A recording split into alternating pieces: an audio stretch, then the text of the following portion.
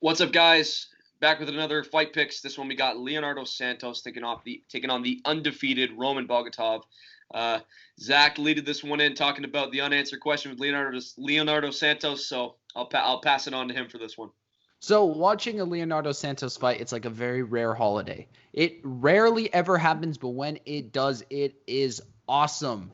Leonardo Santos is a guy who's just, we don't know how good he possibly could have been.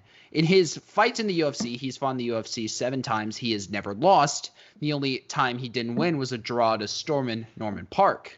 So, and if you look at the names on his resume, they are good. Anthony Rocco Martin submitted him. Kevin Lee. I mean, before he was Kevin Lee, but he knocked him out in the first round. And he came back after a long layoff, 3 years, to fight Stevie Ray and knocked him out in in the first round in 2 minutes. He is so good. He has bombs in his hands, and on the ground, he's a killer. His jiu-jitsu game is spectacular. It's probably top 3 in the division behind Oliveira and Diego Ferreira. And this is bad news for Bogatov, a primary submission specialist. 5 of his 10 wins are by submission. And if you try to submit Leonardo Santos, unless you're one of those 2 guys I named before, you are going to have a long night, and you will probably end with a lot of pressure coming onto your neck from a very solid choke from Leonardo Santos. I don't think there's any way he loses this fight. I mean, I could be proven wrong, but he's just shown me that he's absolutely incredible. He could have been so much more if he fought more. Leonardo Santos, I expect a very high calculated percentage. Well, you actually got the opposite on this one. I actually have Bogatov winning this one. Really? And I think this, for me, honestly, I know that we've looked at, and I was actually just mentioning this to Zach, how Leonardo Santos is 40 years old, and he does not look like it. If you look at his recent fights, Stephen Ray knocked him out cold in the first round. Just left the octagon, hopped down, ran.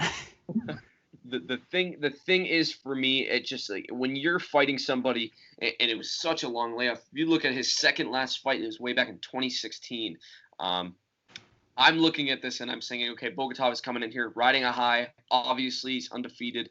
And Bogatov has won 3 decisions in his career. He only has 10 fights, so 30% ranking. I think you take Santos and you look at a guy who has a 67% decision loss rate.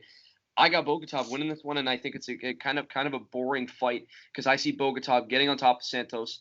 And like you said, you go for a submission. It's not really in your favor when it comes to Santos. Or if you go on the ground with him. But I think Bogatov is able to go on the ground with him, and I think he's able to kind of control the fight. I think he survives striking with him. And you look at Stephen Ray, I would say recency bias, but it's not very recent, so you can't really say that because he had the KO victory, but that was only his 3rd of his career.